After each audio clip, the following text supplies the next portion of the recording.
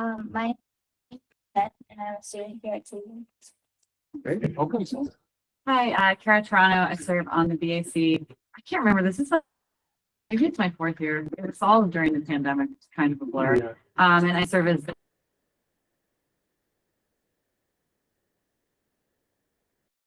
BAC chair currently. I also think. May 2020. Norm Dowdy on the group, and it's my fourth year too. Jonathan Trett. This might be the beginning of my second year on the BAC. I've lost track. Stormy Shanks, I'm the new senior director. Donovan. Privately was. Eric Girding, Senior Project Manager for Cleveland High School. Ryan Kinsella, UCM pronouns, and I'm also in the BAC. I think I go the same time as you, John. I think So, right in your second years. Yeah, you need. I'm Natasha Garcia, Project Manager, Office of Operations. And Derek? Oh, Derek Anderson, trying to figure out how to YouTube from Google. Program.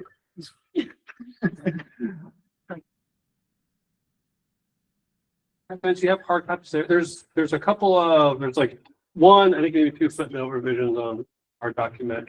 And then on the, that will go through, there's a couple small revisions that I'll call out, and there's a couple of other slides that you can add some clarification. So this morning, I was going through and making notes on all the slides, and it's pretty content rich. I'm gonna go through pretty quickly. Stop me with questions, stop me on some of this, and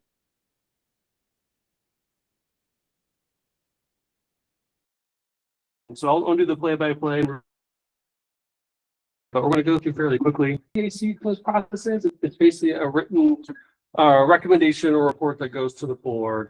It says some version of it, we hope it says estimating methodology and assumptions, and those are reasonable, right? That it is not the intent that the BAC acts as a de facto professional cost estimator. So just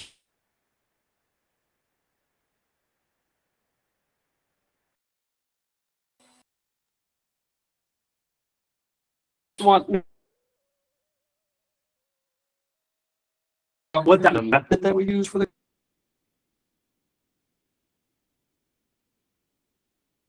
cost estimate, other information. Let's begin with some more detail. So real quick, I'm going to show, I'll do the play-by-play. I'll do some background context setting, and we'll get into some projects.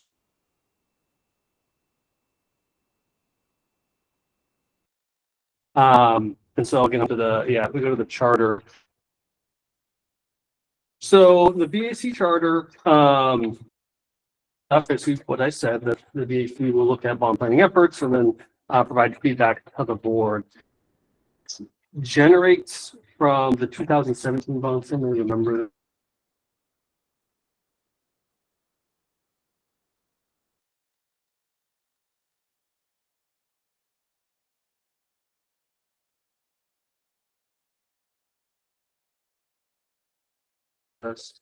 After 2017 bond passed. Won't go into too much detail, but we had lots of conversations with the board, and then ultimately the board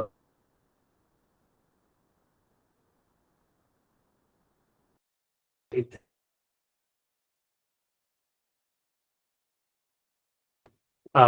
had 4 modernization projects. They were all in like the planning.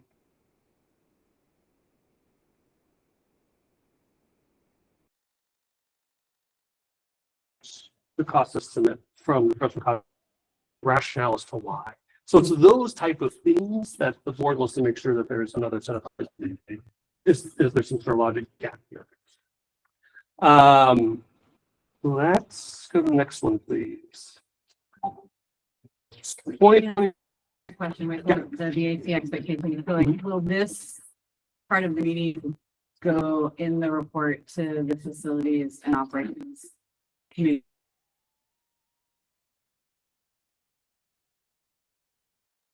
Or no? material the board has already seen. So do I need to include it in our report as a BIC that we did this today? To a question, what you might want to do is reference all these materials, Okay. to say, here's materials, and just as a reference. Okay. And that's what you're basing your information on, because you can only base your feedback or your recommendation off what we provide. Okay. Double check our work. Yes. Because that's what. So to date for Twin Tour Bond Planning, we've had 4 public meetings with the board. We have another one on Friday that's going to cover a lot of this material, but there'll be some different material as well.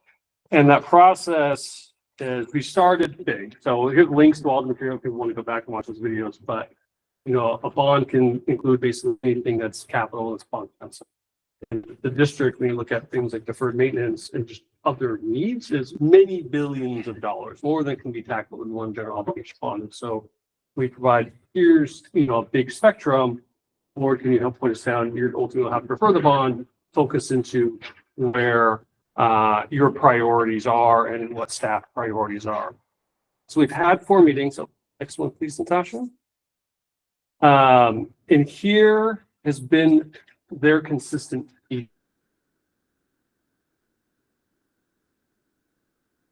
principal bond amount to continue to prioritize the high school modernization projects, which is consistent with the previous bonds, allocate significant funds to address existing facility conditions, proceed with planned technology improvements. We can talk a little more about that, and then retain the existing levy rate. So the district's current bond levy rate is $250 per thousand. There are options to increase that, and that changes with so that's what we've been working with. Next one, please. Wait, Dan, can I ask something about that? Yeah. Is there a tension between the first and the last of those two, where you retain the existing levy, but we're trying to get to a larger bond amount? What's the time frame? That's. Yeah, like, On the next page. Oh, is that okay? I think we just go with.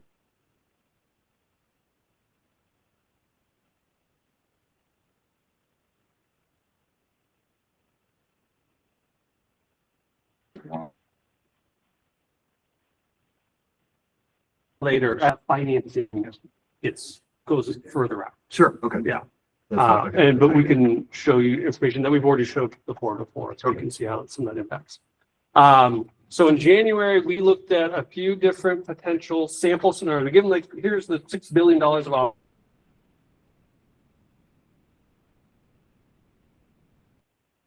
$1.5 billion. Direction was to go big.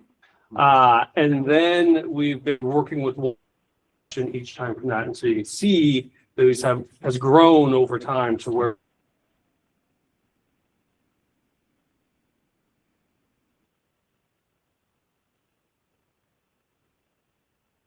we're sitting at about 2.5. Next one, please. So scope work, a lot of this is still in flux with the costs and some of that scope development. What we're going to focus on, if you hit the next one, what we're focusing on today are the modernizations, and we'll talk a little bit about program contingency too. They're the biggest piece of the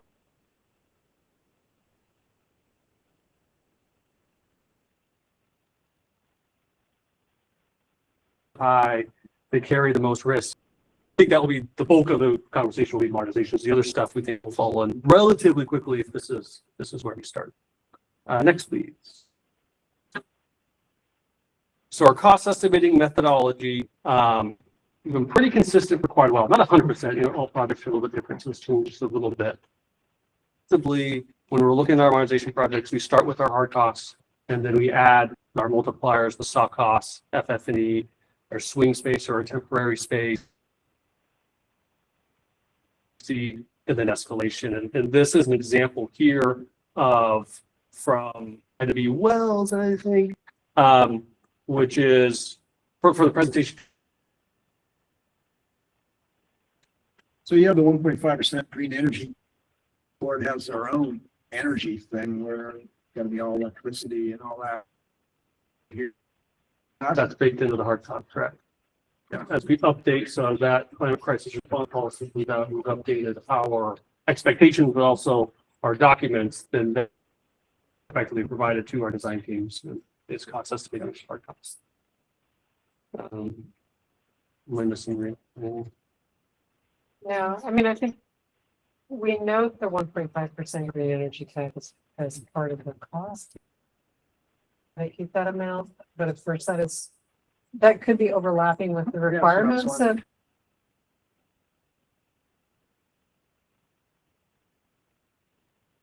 Well, you got- the district So it could be double, documents what we have done that meets the requirements of that green energy tax law.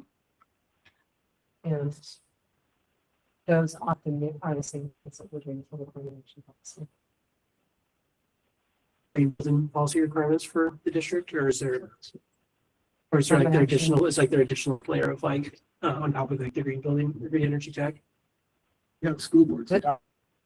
Yes. Yeah. There is additional. I mean, one example is the policy says to not include any fossil fuel plants or even diesel generators, for example, which would be outside of big energy. So yeah,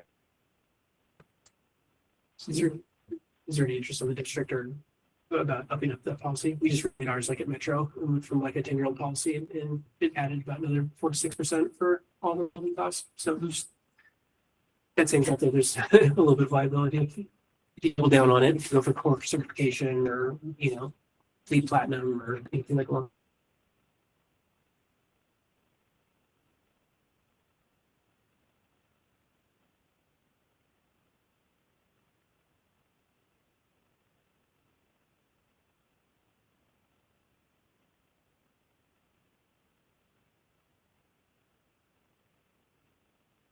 I think less guidance to modernizations and more guidance to the district. So good.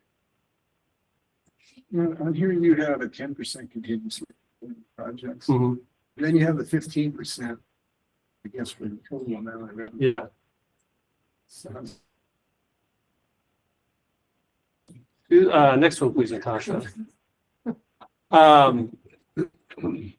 We put this in here, just note that certain they develop over time, cost estimates develop over time.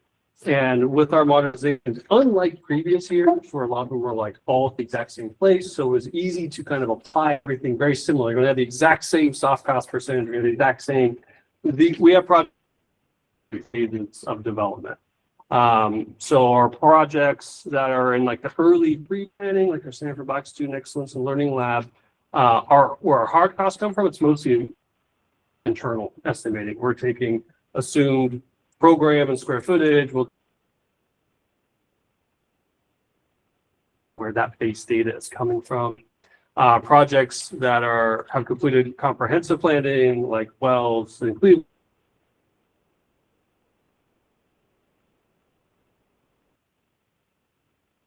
or being designed further along, like Jefferson, we have a CMGC on board, plus the design team. Different numbers, and there's a pine, whether you find that reasonable or not, but I just want to point that out as a variable. Next one, please. And then we'll get into the project. So as just mentioned, we basically, we start with our hard cost estimate.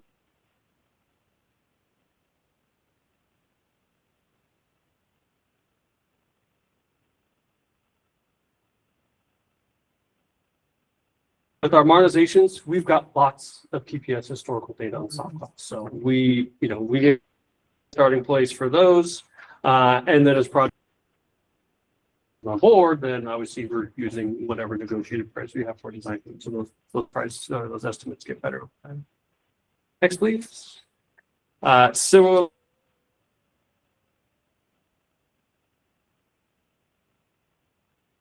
Customizing to the unique school programs. Some schools have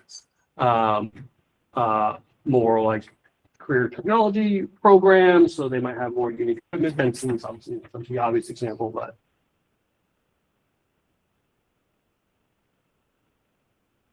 being site and temp space. If a program in the entirety is going to have to relocate for a period of time, we'll estimate those. Schools that stay on site often still have to provide temporary locations for athletics, for example. So those are project by project determinant. And then, so our project contingency would typically start a new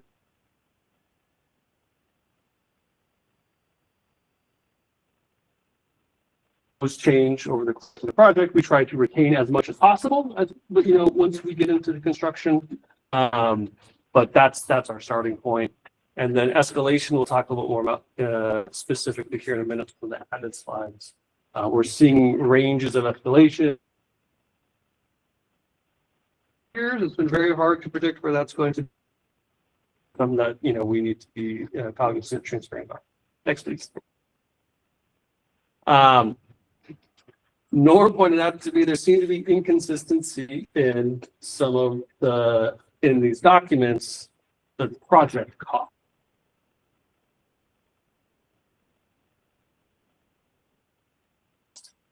And part of the cost.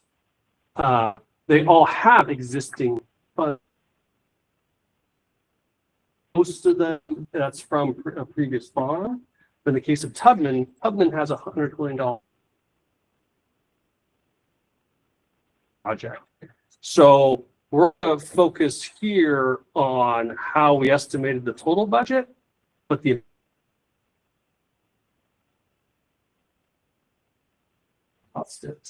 and also I think there's a couple instances like Cleveland is 448 million, and I think in the bond like total gross.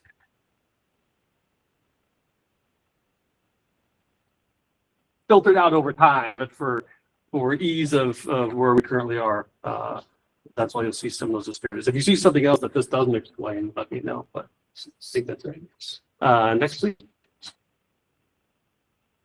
So the other document that you have is a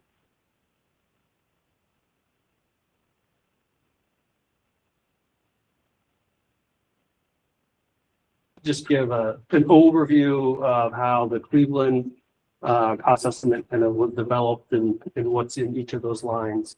And with that, we could go.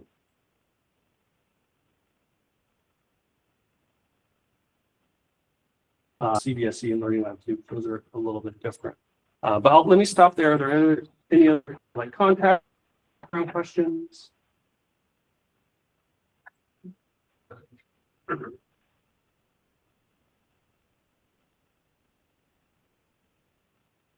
Okay. Yeah, that's right. One of Sure.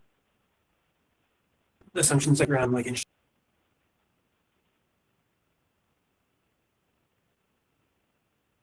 $500 million in existing funds that from interest rates. I'm just wondering like assumptions like around like, when you guys are selling these bonds, Yeah. this is, we can't even speculate what that looks like, Right. 70 Right. years from now, but we do know sort of like in the near term, like the delta that you have, that you have available for coming forward. That's a great question. Yeah. What our practice has been is to not forecast like premium or even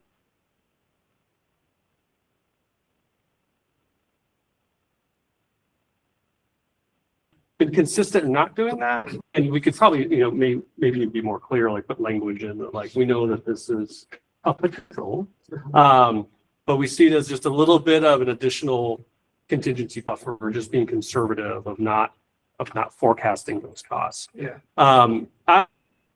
Situation where the opposite of premium, whatever that would be, but I understand it can happen. I think it's rare. Are you concerned about the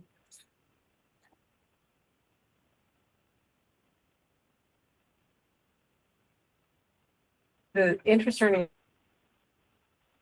the rate that we're going to pay? The interest that you'd be paying on current debt that you haven't issued yet. Right. Yeah. That's kind of what I thought. Yeah. It's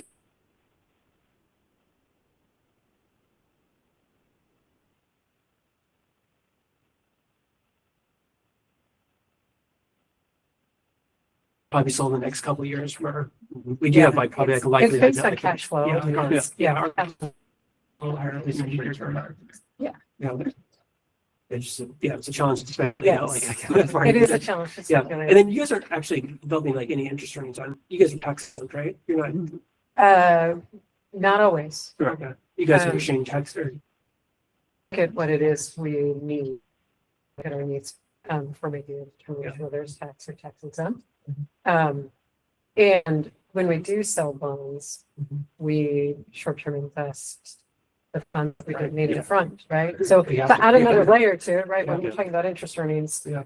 You know, hopefully they're earnings, they're not always, right? Mhm. But all those funds that we're investing, because we don't need them right away to use the money, we're also getting returns or non-return. Yeah. most. well, But, for the most part, it's been return. The impact of the interest rates has been quite good from this perspective. I got one last question on, I'll stop asking too many questions here, but on the page that you talked about, slide 6, where it goes from 1.5 billion up to 2. And you said that the board's direction was to hold it at the, 2.250 levy rate. But, and you said like you're effectively just extending the payback, I'm curious about how much longer, I'm sure you presented this to the board, but like how much like that extended it. And then my guess is that you guys are also planning that once that in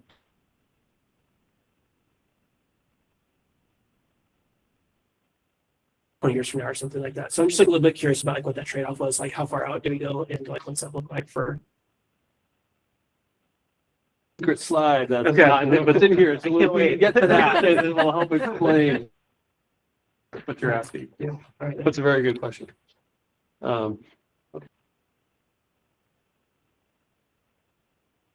Secret slide has already been presented. It's in your packet. Great, okay. So kind of briefly go through kind of what's kind of behind the different categories here. So on the left, far left-hand column, you can see that sort of we got hard costs, soft costs, FF&E, swing, contingency, et cetera. And so us, that, and they're also, footnotes below with some detail.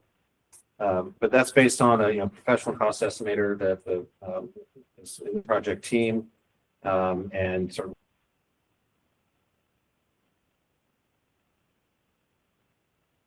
of crisis response policy and how that's impacting the building. That also includes design contingencies since we're just starting schematic design. There's that's also including a 5% CMGC in there as well. And then there's also additional budget that's held outside of what we have that would include other offsite improvements that may be required, utility costs and connection fees and some early abatement that we're looking at potentially doing before we start the main construction to try to reduce some of our construction duration. Where's that? That's in hard costs. Hard costs. So those are some hard costs that maybe the district would contract. That's why there's some additional funds in it on top of that professional cost estimator, which is really estimating the contractor's contract value. And also regarding lead, we have direction to go for lead goal. Kind of where things are with as the code keeps pushing us to do more and more, we're feeling like we might even be able to go for platinum with not a lot of additional costs for platinum, but we're definitely accounting for lead gold within this. Just Lincoln, was that lead rated? Gold, yes, Gold, yeah. yes. Yeah, all of our modernizations have gone through the lead process of the 2017 bond, I think 2012 bond.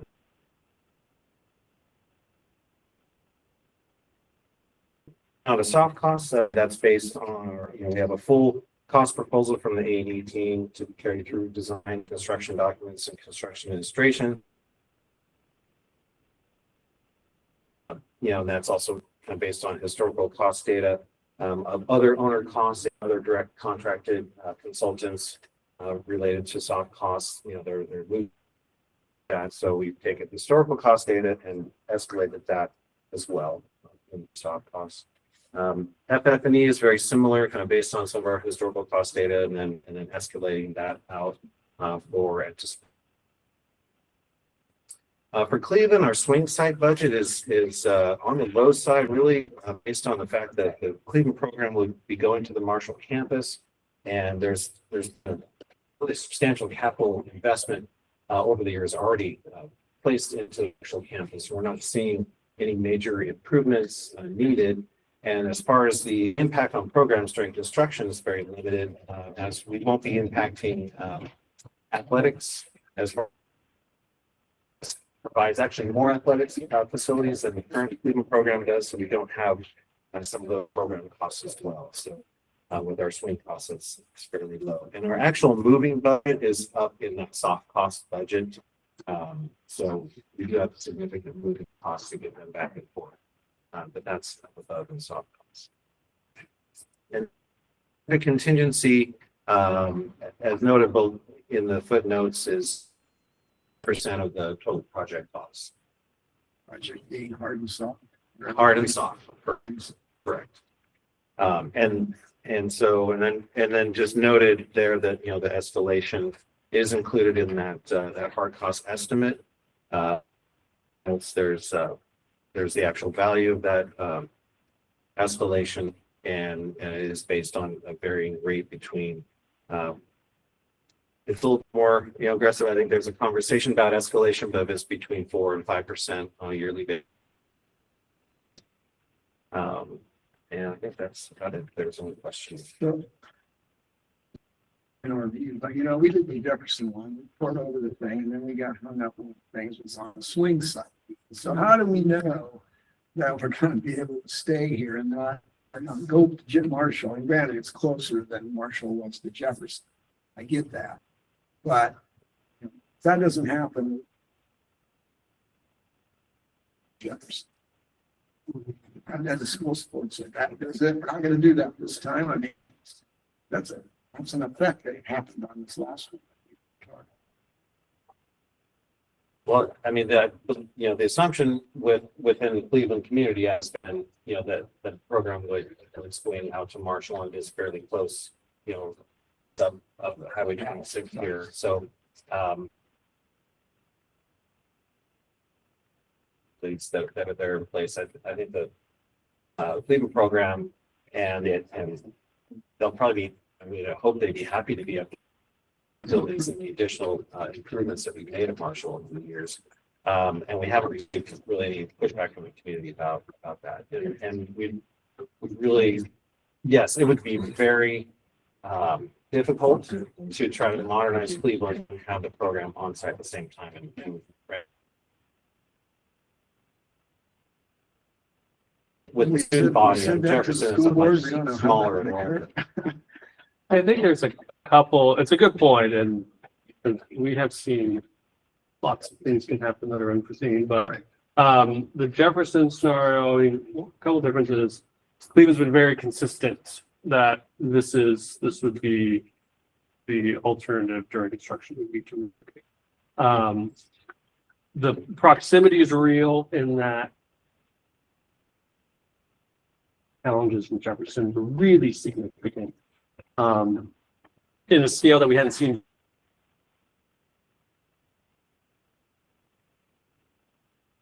To the degree that Jefferson would have had to move.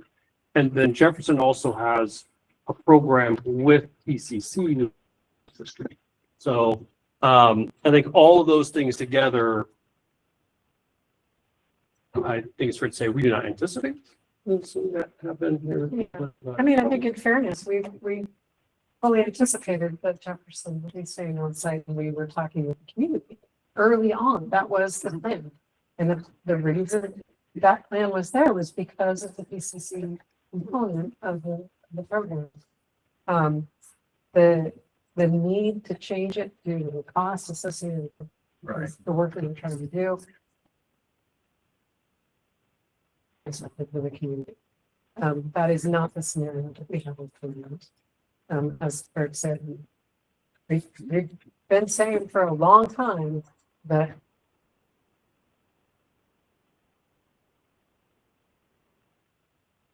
Cleveland will be sweet. And we have 20, I don't know how much.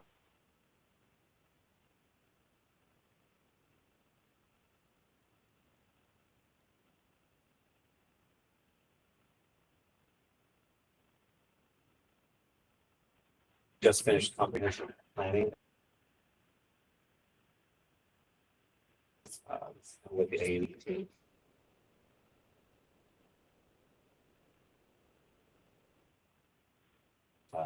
So we know that we'll need more as far as from the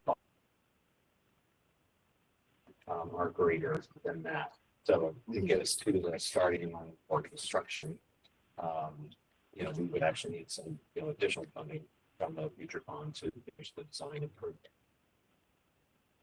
I have a couple contingency related questions. So once you're at the point of a guaranteed maximum price contract,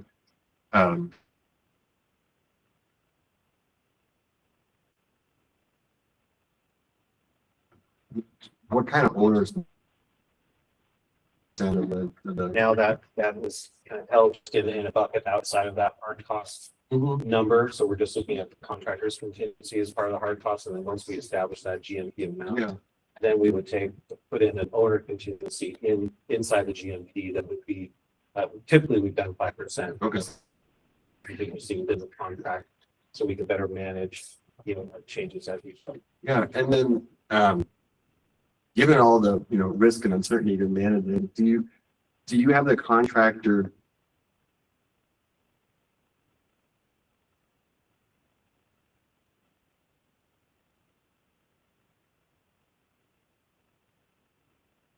develop a series of ad alternates? You'd like, how do you use that contingency? Well, I'd say it's kind of a combination of all Okay. that and more, I guess. Okay. Where we're, you know, also as we buy out the project, for example, at Lincoln, there were some alternates that we were wanting to pursue. We had early just kind of allowances within the GMP because we weren't quite sure. It was like, well, we can do part of this thing we'd like to do. Let's, after that first round of buyout, then we saw some savings in some of that initial buyout. So then we were able to apply to that allowance, to increase that allowance to do some of it. Okay. Yeah. And so I would imagine as the design progresses that, and as we have more cost certainty from the general contractor, that we would start to develop either add alternates and also deduct. We have some savings, we have the ability to add something that we can. Thanks.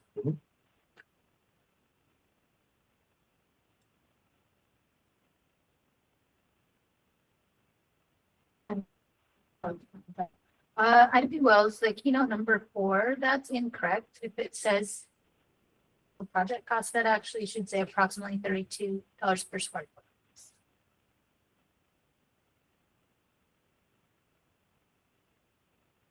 On the EPS project. Right. Yeah.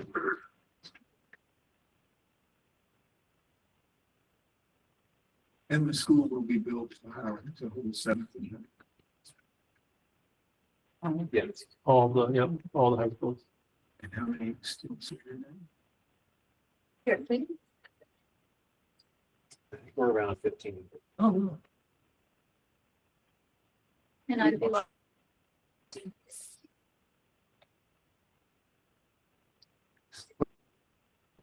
not so much. And the 1,700 can flex. Yeah, it's really a range, but 1,700. The local way of saying about that many students. Lots of variables, including the programming in the school, how they use the space like that. Okay. Other questions? We'll talk this about Tubman and CBSC Learning Lab, but on the modernizations. This isn't your last bite of the apple. There's a reason that the Jefferson contingency is only 6.5% of the total project. Well, Steve, did you hear that question? Yes, can you hear me? Steve? Can you hear me? Yeah.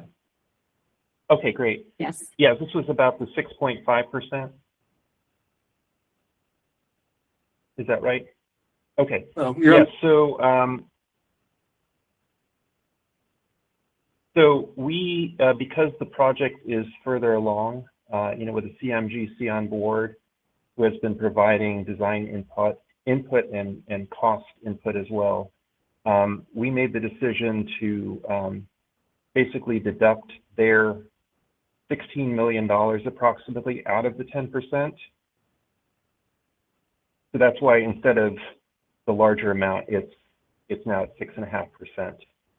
But I think that was part of what we wanted to. Steve, That's a good enough. issues. Having trouble hearing you. That said, I think we can answer it for you. But sorry, yeah, just a little trouble hearing you. But so let Marina jump in. Yeah, I mean, I just to reiterate what he said, it is further along. We do have a contractor on board. And beyond that, we have done really, really extensive design already. Of design, and so there's been a lot of investigations that have already occurred on the site around, all different aspects. We've spent a lot of time looking at it. So, is it a tighter amount of contingency? Yes. Could it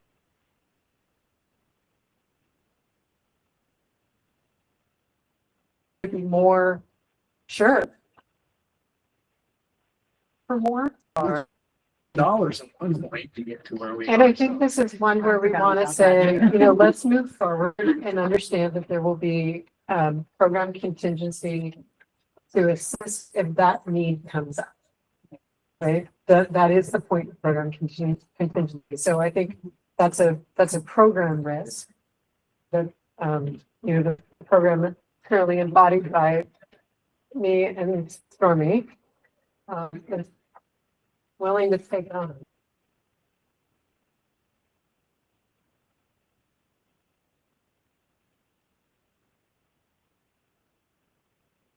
If you have we can go back. So the Tubman Middle School isn't the bond project, so this group is familiar with it. So let me do some quick. We'll kind of go in linear process, and Keisha will correct me when I get things wrong. So this has a middle school. Tubman is located right on I-5.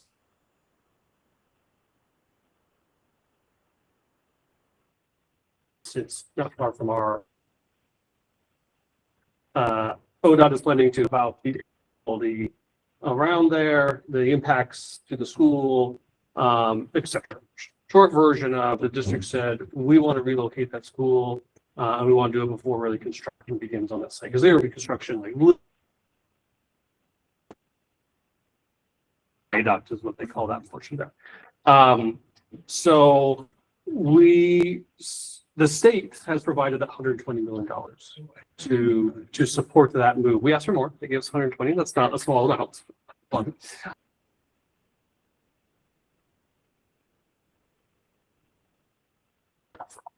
So there's quite a few parameters around that.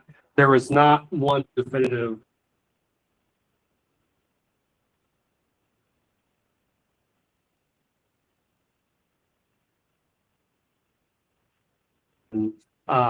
we have looked at dozens of potential sites of where that could be. It could be new construction, it could be renovation, it could be all sorts of stuff.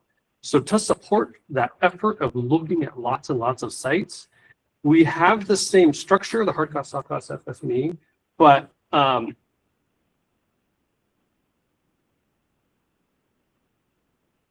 the math is a little bit different. Site or site conditions, and we even fit the full program on the site. So we're very quickly throwing, not the numbers, but like do a very quick analysis. So this comes from that kind of quick analysis, and which I think gets us in the ballpark. Now that we are getting closer to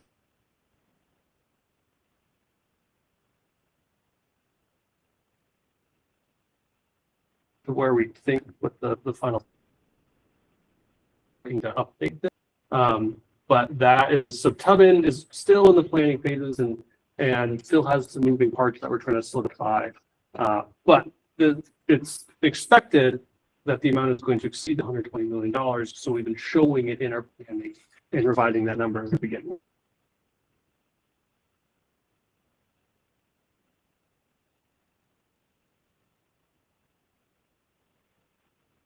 Project and the CSE, which is the Center for Black Student Excellence, which includes $6 million.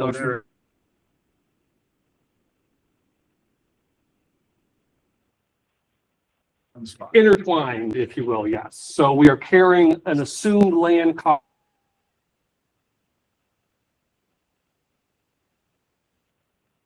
of the learning labs. The CSE Learning Lab, program-wise, square foot is very much still in development. So the Center for Black Excellence is an organization. The Center for Black Student Excellence actually a separate part of PPS. It's a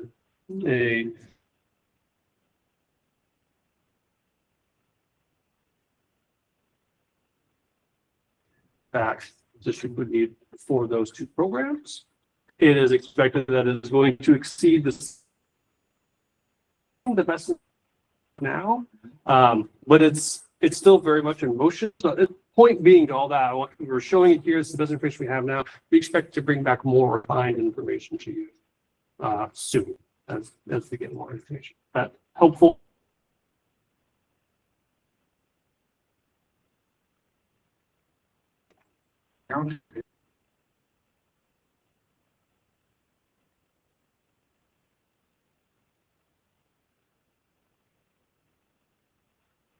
Is have to condemn the plan they're going to put the school on. It's a very expensive. A lot of elected officials don't want to do it, of course, because you're going to take land from people who vote and all that kind of thing. So, you're working with somebody to help get back to loosen that route. So we're looking at lots of different options, including some sites that are PPS owned property condemnation. So the Tubman Middle School, one of the garden.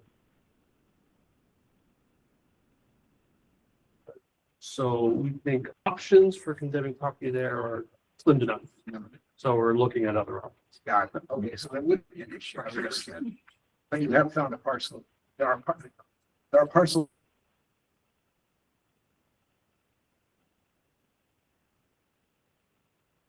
Stood on. And I took a very quick look. I don't think the caps are big enough, but I mean, just like, Yeah, fine. so, yeah.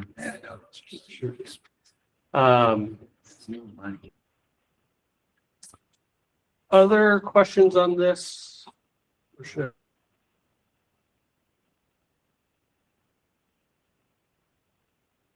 Right. Keep pushing forward. Okay, next one, Natasha. This wasn't in the information that went out yesterday. There's sort of two.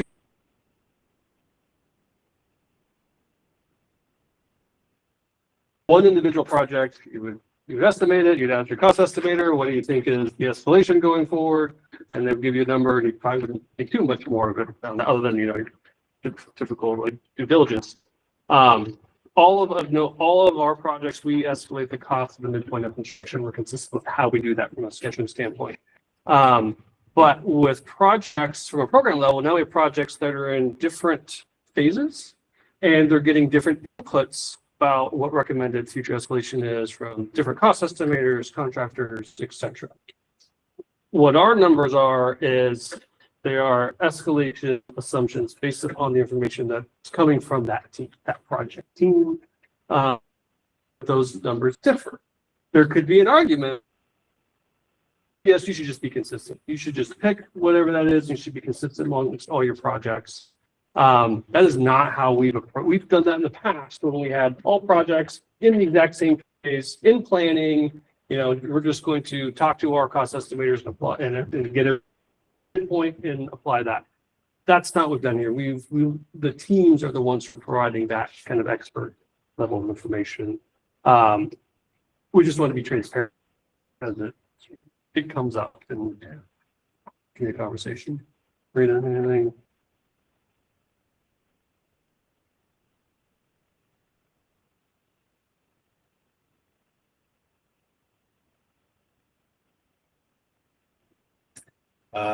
What Dan said. I mean, pretty much, yeah. Some cost. That's from the cost. And the middle consultants, is what, And 2028?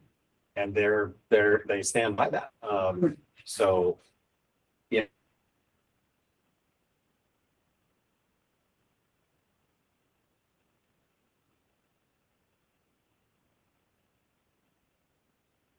Jefferson, of course, is coming from Anderson, because that is And part of they're the there. negotiation for their GMP, and they're risk averse, right? And Right. logically, Right, because it's a CME. because that's gonna be their money. Right.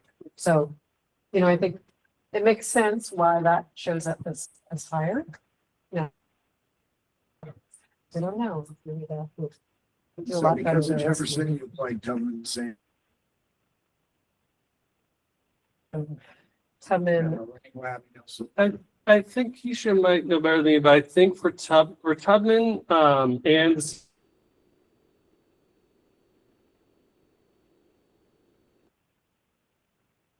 the big professional cost centers in town, we were asking them for updated information on. I think that's also where we got the escalation percentages, but Keisha, is that right? I see you had none, yeah, so we were just asking right around the bottom. I mean, we got pretty excited on the Jefferson contingency, I remember that. We kept it low and then we got blown out of the water. I don't want to be low this time. Well, this is a great segue to the next one, Natasha.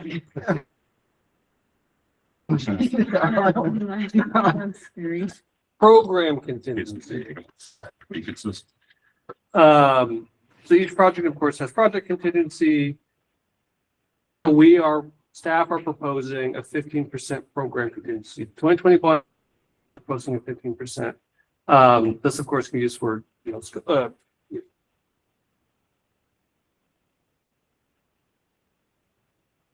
cost estimate bus, for scope gaps, for, the 10%. One is just the amount. So what is highlighted here, or what 1.7 billion, those are scope certain for the most part projects. The deferred maintenance and the priority scope upgrade, those are basically spend outs. So we're going to spend that much money on it. Can't. These other ones are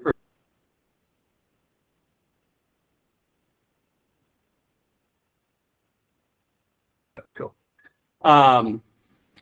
We spend PPS, OSM spend somewhere between, or has spent in the last few years, 150 and $250 billion a year.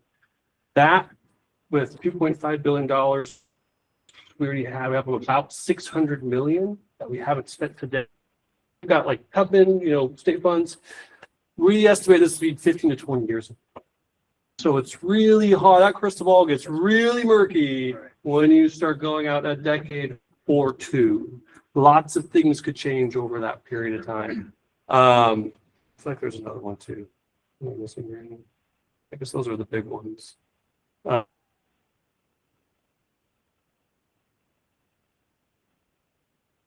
Funds can get used Has no anybody matter ever what.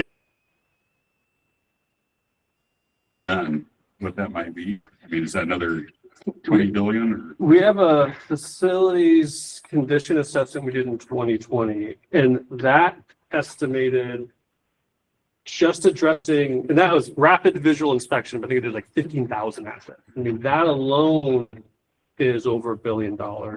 And that's not all scope of works. Like that doesn't include like sizing. And that's like for like.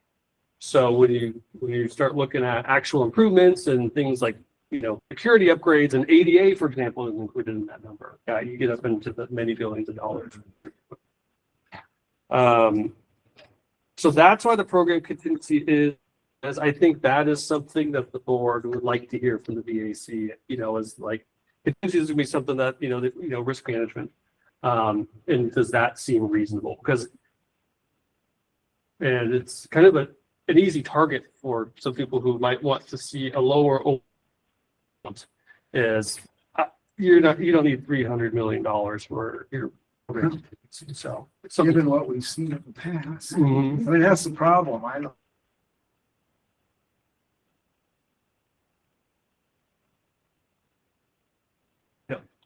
Yeah, over time. Yeah, over time. over a very long period of We're time. talking- What is the length of this? 15 years from this? So Natasha, will you jump forward slides?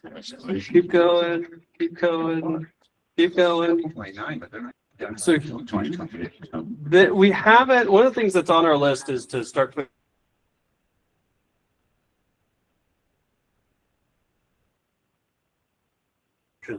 because we've been having very clear and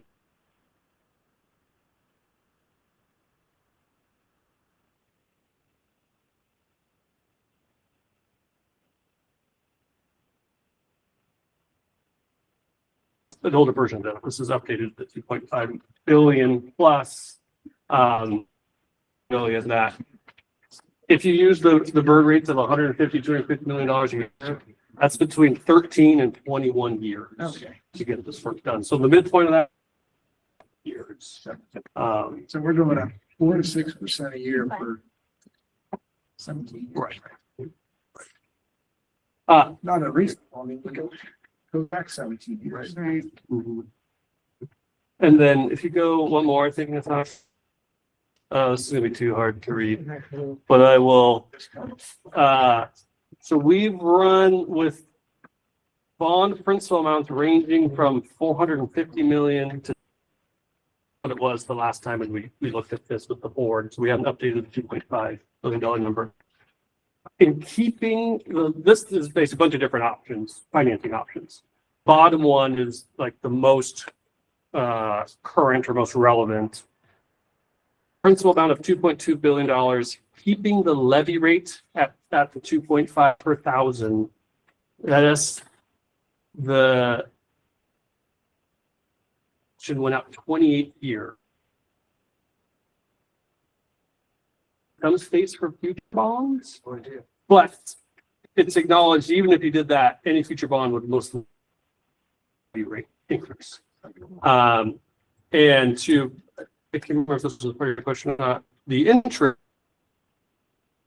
and out that far, this estimates a total interest of over $2 billion. You're financed out, so.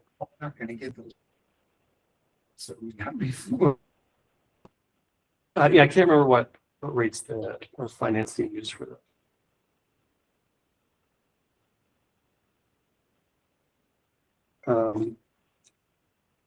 Okay, so that, So does that mean like the, sorry, let's make sure I got that right. So it means like if you were to go back for additional bonds, that's like the first window, like that, as long as I after. this scenario shows a drop. So a levy rate drop in 8 years. That said, that drop is really de minimis. Yeah. Relatively, so Right. it would almost still even if you went out in 8 years, Right. a levy rate increase. That said, we're not locked into that. Yeah. When we approve the bonds, Right. the way that you all that can all come later. This was just showing an example of Yeah. that. That's all we had for material.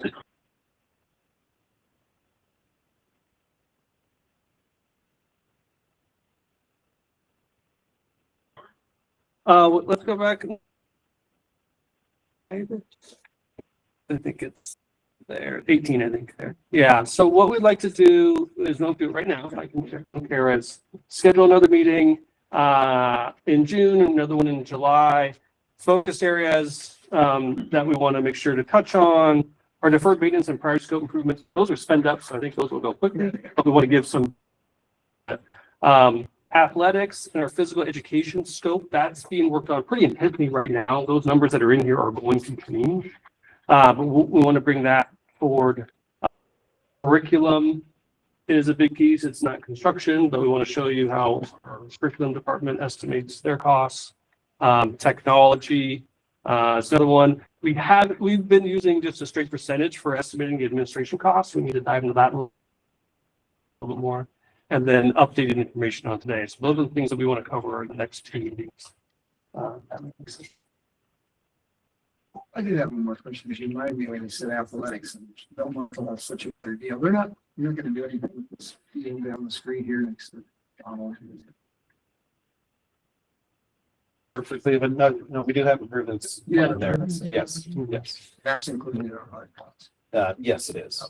And those improvements, we don't have enough space to add more fields, but we're looking at, field storage and some multi-use space on site there, additional restrooms, et cetera. The new bond, with the OSM staffing, changed significantly. Yeah.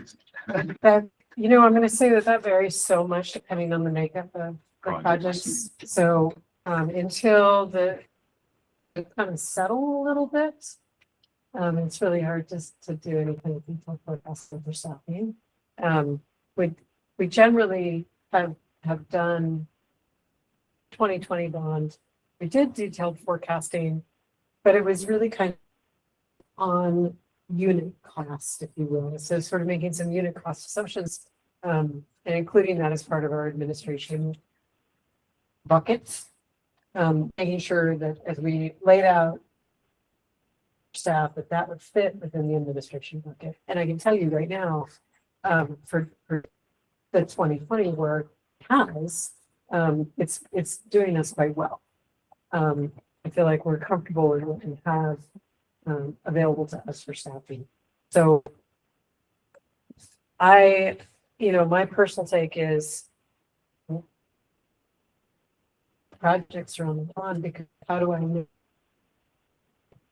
if I don't know what the problems are, right? And we have to take our existing staff and our existing sort of financial model for staff and, embed it into the next bond maturity. We have staff that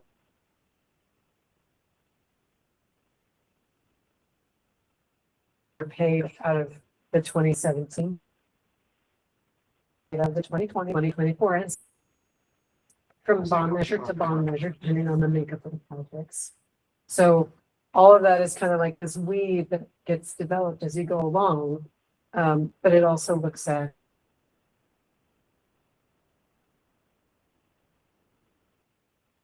who do we have currently as staff? And it doesn't always go, this one ends and this one starts, so the person can transition, so there's. It's like that Must have simple. had an impact on that, 'cause you expect it to be further along. Gonna have to. The people that are working on Jefferson are still working on Jefferson. Right. That hasn't changed. Are they gonna work longer on Jefferson significantly? I mean, it's in the grand scheme of staffing as a whole. Roughly 45 folks in the department. Not all of those are direct hires. Full time. So the Jefferson team it's a fairly small portion of that. There's quite a bit more that goes on. Actually, going forward, the building permits are kind of going down, and so hopefully inflation.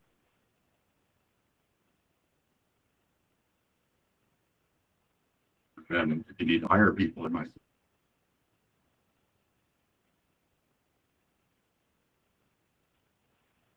Firms, are they laying off? Or I heard there's a couple firms that did, but.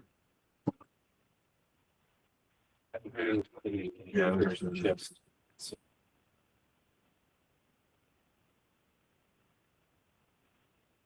Retail is kind of dead. The market rate apartments are kind of going down, but then government housing and some other. Be interesting to see going forward. Local market plays out for contractors. And There's significant funding going into microchip manufacturing too.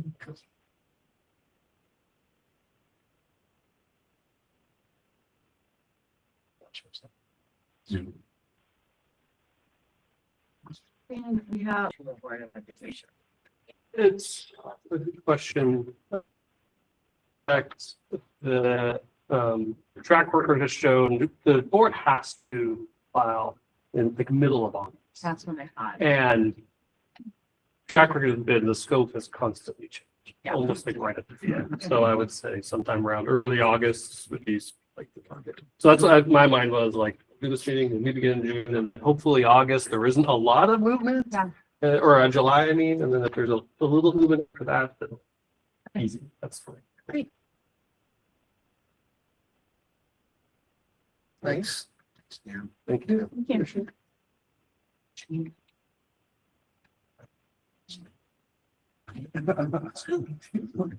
And then a break? Yes, because I believe there's food. Food. Something I want. Go ahead and have this release.